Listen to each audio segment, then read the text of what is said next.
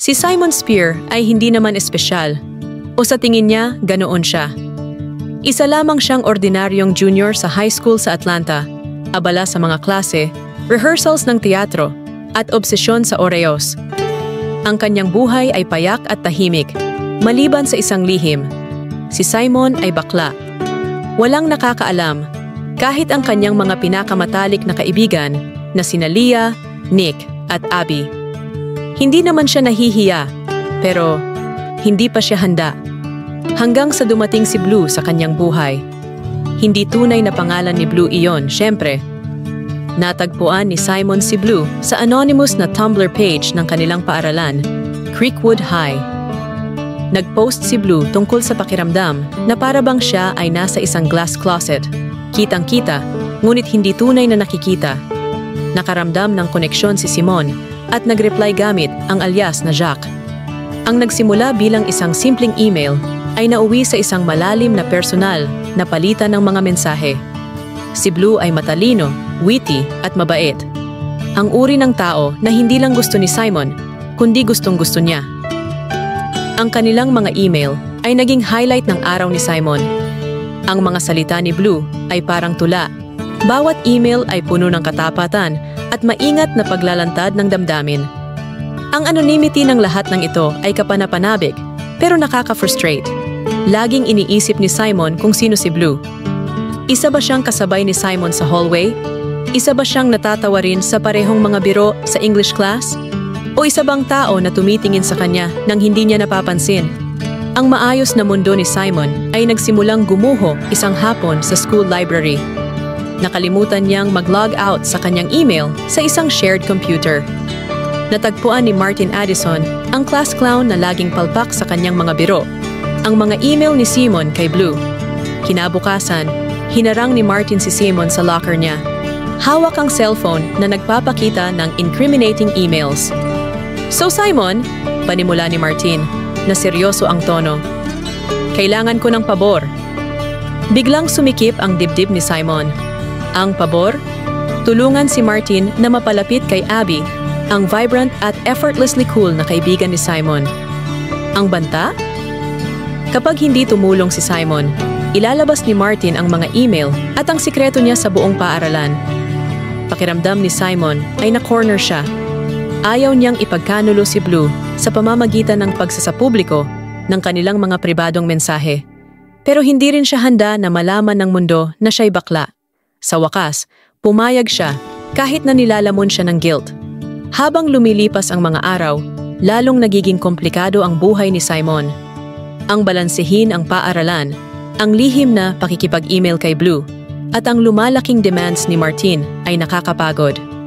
Ang mga pagtatangka ni Martin na ligawan si Abby ay sobrang cringeworthy, at ang papel ni Simon bilang tagapamagitan ay nagparamdam sa kanya ng pagtataksil. Mas masahol pa, nagkaroon ng tensyon sa mga pagkakaibigan niya. Si Leah, na madalas na nararamdaman na natatabunan ng magnetic personality ni Abby, ay naging malayo. Si Nick, na walang kaalam-alam sa drama, ay abala sa lumalaking pagkagusto kay Abby. At si Abby mismo ay tila walang kamalay-malay sa tensyon sa paligid niya. Samantala, lumalim ang relasyon ni Simon kay Blue. Ang kanilang mga email ay naging mas personal, tinatalakay ang kanilang mga takot, pangarap, at shared love para sa musika at libro. Inamin ni Blue ang pagmamahal niya sa Oreos na nagdala agad sa kanya sa puso ni Simon. Sa kabilang banda, ibinahagi ni Simon ang tungkol sa kanyang pamilya. Ang kanyang mga magulang na obsessed sa teatro, ang kanyang achiever na ate na si Alice, at ang independent na bunso na si Nora. Ang bawat email ay parang pagtanggal ng isang layer, nagbubunyag ng higit pa tungkol sa kanila. Ngunit ang tanong kung sino si Blue ay nanatili. Pinagmasdan ni Simon ang kanyang mga kaklase, naghanap ng mga palatandaan. Pwede kayang si Cal, ang cute at openly gay na lalaki mula sa theater crew? O si Bram, ang mahiyaing soccer player na tila namumula tuwing tinitingnan siya ni Simon? O baka naman ibang tao? Dumating ang turning point sa rehearsal para sa school musical. Naiinis si Martin dahil hindi interesado si Abby sa kanya, kaya gumawa siya ng pabigla-biglang hakbang. Sa isang moment ng inis, Pinost niya ang screenshots ng mga email ni Simon kay Blue sa school's Tumblr page. Kinaumagahan, ang sikreto ni Simon ay nalantad na. Pakiramdam ni Simon ay natanggal ang sahig sa ilalim niya. Habang naglalakad sa hallway ng paaralan, ramdam niya ang bigat ng daan-daang tingin. Naririnig ang mga bulungan na tumitigil kapag dumadaan siya. Ang ilan sa kanyang mga kaklase ay supportive, nag-aalok ng mabubuting salita o topic sa likod. Ang iba naman ay hindi ganoon kabait. Ang graffiti sa kanyang locker, isang bastos na salita na nakasulat gamit ang pulang marker, ay nagpapaalala ng panganib ng pagiging lantad. Samantala, nanatiling tahimik si Blue. Hindi sinasagot ang mga email ni Simon at ang kawalan ay hindi matiis ni Simon. Nakita na kaya ni Blue ang post? Galit pa siya? Natatakot? Hindi maiwasan ni Simon na isipin kung nawala na ba si Blue sa kanya magpakailanman. Sa bahay, ramdam ang tensyon. Ang mga magulang ni Simon, bagamat mapagmahal at supportive, ay hirap makahanap ng tamang salita. Sinubukan ni Nora at Alice na gawing magaan ang mood, pero kahit ang kanilang mga biro ay tila pilit. Sa unang pagkakataon, naramdaman ni Simon na tunay siyang nag-iisa. Pero hindi si Simon ang tipo na magmumukmok ng matagal. Sa tulong ng encouragement ni Abby at Nick, nagpasya siyang kunin ang kontrol sa kanyang kwento. Sa isang matapang na hakbang, kinausap niya ang buong paaralan sa morning announcements.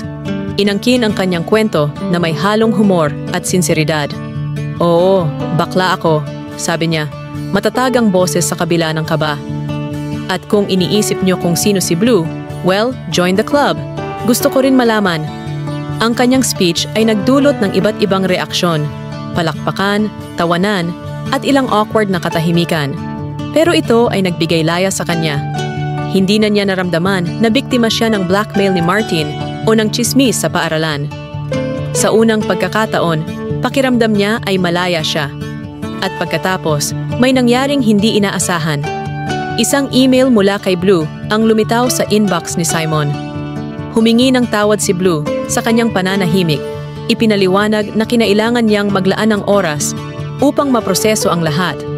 Tiniyak niya kay Simon na hindi siya galit at inamin na ang katapangan ni Simon ay nagbigay sa kanya ng lakas ng loob. Handa na si Blue na magkita sila. Halos tumalon ang puso ni Simon habang paulit-ulit niyang binabasa ang email.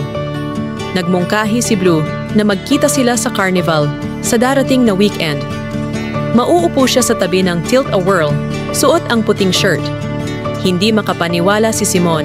Sa wakas, matatapos na ang misteryo. Sa araw ng carnival, sobrang kabado si Simon. Sinuyod niya ang crowd, hinanap ang bawat mukha. At doon niya nakita si Bram Greenfeld, nakaupo sa tabi ng Tilt-A-Whirl. Suot ang malinis na puting shirt, mukhang kabado rin tulad ni Simon. "Hi," sabi ni Simon, halos pabulong. Tumingala si Bram at nagliwanag ang mukha sa isang mahiyaing ngiti. "Hi!"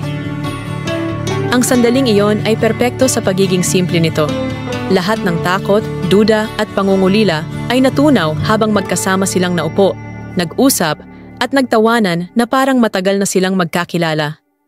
Inamin ni Bram na matagal na niyang gusto si Simon, pero hindi niya alam kung paano sasabihin. Sa unang pagkakataon, nawalan ng salita si Simon. Sa halip, yumuko siya, isinara ang distansya sa pagitan nila. Ang kanilang unang halik ay lahat ng inaasahan ni Simon. Matamis, banayad, at puno ng pangako. Sa mga sumunod na linggo, umusbong ang relasyon ni Simon at Bram. Pinagdaanan nila ang mga hamon ng pagiging magkasintahan na may halong humor at grace, suportado ng kanilang mga kaibigan at pamilya. Si Martin, sa isang hindi inaasahang twist, ay taos-pusong humingi ng tawad sa kanyang mga nagawa. Bagamat hindi madaling magpatawad, pinili ni Simon na pakawalan ang kanyang galit. Ang buhay ni Simon ay hindi perpekto, pero totoo. At sa unang pagkakataon, sapat na iyon.